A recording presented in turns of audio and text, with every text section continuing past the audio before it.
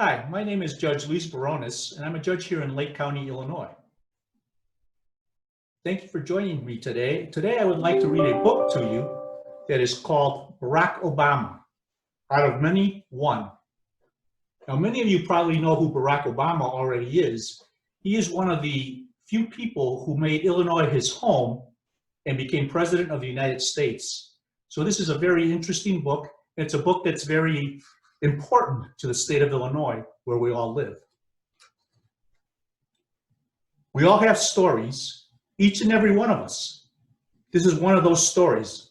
It is a story of a skinny little boy with a funny name and how he became part of American history. You've probably heard of him. His name is Barack Obama, and he grew up to be the 44th president of the United States. And here we see Barack Obama as a young child. He's over here on my right, and here he is as President of the United States. Barack Obama was born in Hawaii on August 4, 1961. It was a time when not everyone believed Black people and white people should have the same rights. Barack would help change that. Barack's mother, Ann, was white. She was from Kansas. His father was Black. He was from Kenya. Barack was named after his father. When Barack was 2 years old, his father moved away. Barack and his mother lived with his grandpa, Gramps, and his grandma, Toot. Barack listened to his mother's stories and imagined a father he did not know.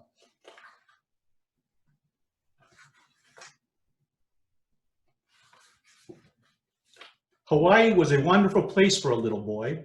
Barack played at the beach. He ate rice candy and roast pork and a Hawaiian food called poi. He was spearfishing with Gramps, and wherever he went, he saw many people of all different colors. And here we see young Barack Obama with his grandfather on my right.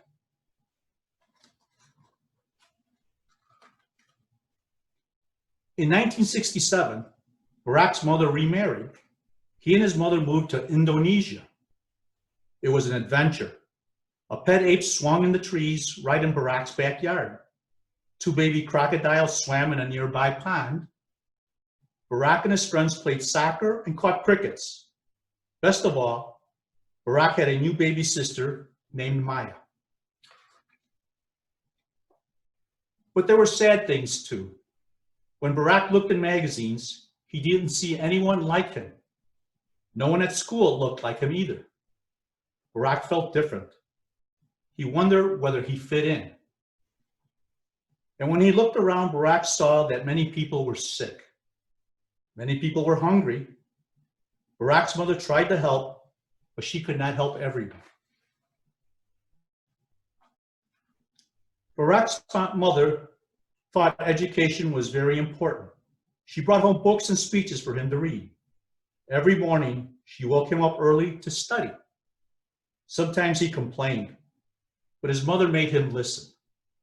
She taught him the values she believed in: fairness, honesty, and hard work.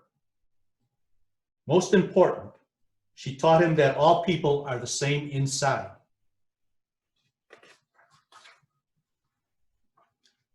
When he was 10, Barack won a scholarship to a school in Hawaii.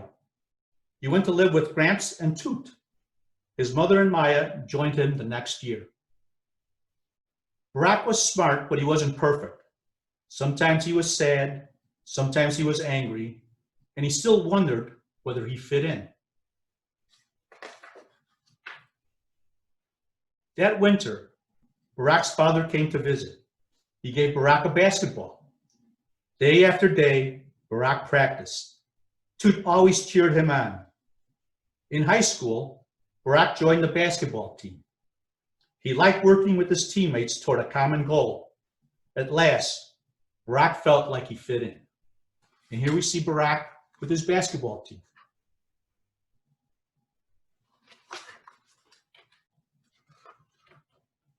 Barack went to college, he visited museums, he listened to speeches, and he spent a lot of time walking and thinking.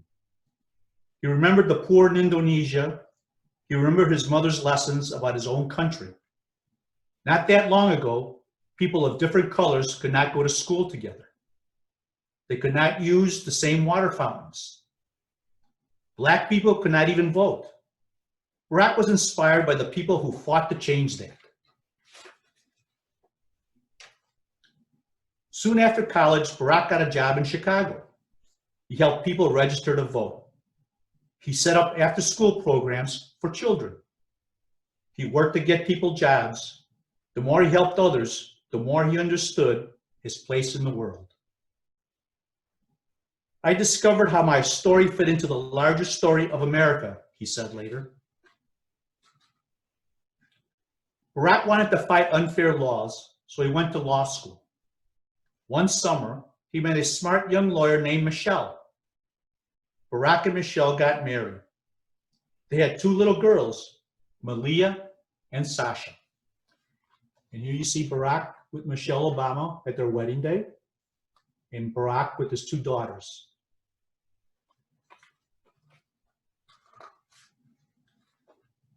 Barack thought the government could help people have better lives, so he became a state senator. Then in 2004, he ran for the US Senate and he won. That summer, he gave a speech. He talked about the values his mother had taught him. He said that Americans are one people and we are all equal. There's not a Black America and a white America and a Latino America and an Asian America. There's the United States of America, he said. Barack's words filled people with hope. America was at war. People needed jobs. People needed health care. People listened to Barack and they believed America could change. They believed America could be better. People began asking Barack to run for president. An African American had never been elected president. Many people did not think Americans would vote for an African American. But Barack knew people were better than that. On February 10, 2007, he announced that he was running for president.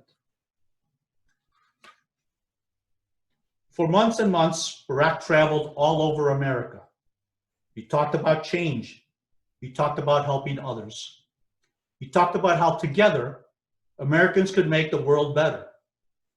Even kids could help. Each of us is free to seek our own dreams, but we must also serve a common purpose, he said. The more he shared his plans, the more excited people got. Pretty soon, Barack had volunteers in every state. They held bake sales and threw parties. They put up posters and handed out flyers. They went door to door and asked people to vote. Finally, it was election day. All over the country, people came out to vote. Old people and young people, people of all colors, over 130 million people in all. Many waited in long lines. Some had mailed in their votes from far away. Some had never voted before. But when they voted, they all became part of America's story. When the votes were counted, Barack had won. Almost 67 million people had voted for Barack Obama. That was more votes than a president had ever received before. People danced and cheered and hugged each other tight. Many cried tears of joy. America is a place where all things are possible, said Obama. And he was right. On January 20, 2009, Barack Obama became the first African American president of the United States. Over 1 million people came to Washington, D.C. to watch the ceremony. Millions more saw it on television.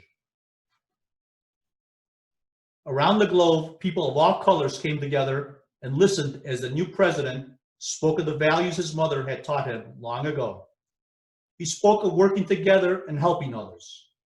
The time has come to choose our better history, he said.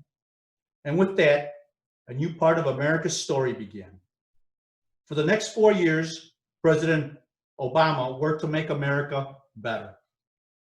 And here we see Barack Obama giving his speech following his election.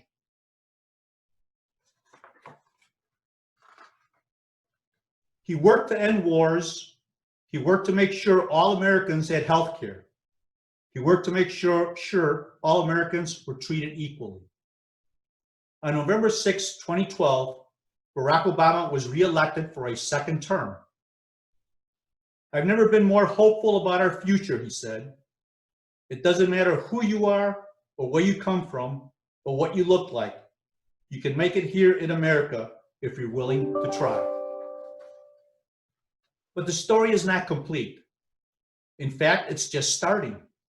Where does your story fit in the American story? You could help your neighbor or your school. You could even grow up to be president. Anything is possible. What happens next is up to you. And this is the story of Barack Obama, who was our first African-American president. I hope you've enjoyed the reading that I've had with you. And I hope that you think about the words that President Obama has said, that we all make a difference and we all count in America. Thank you for joining me.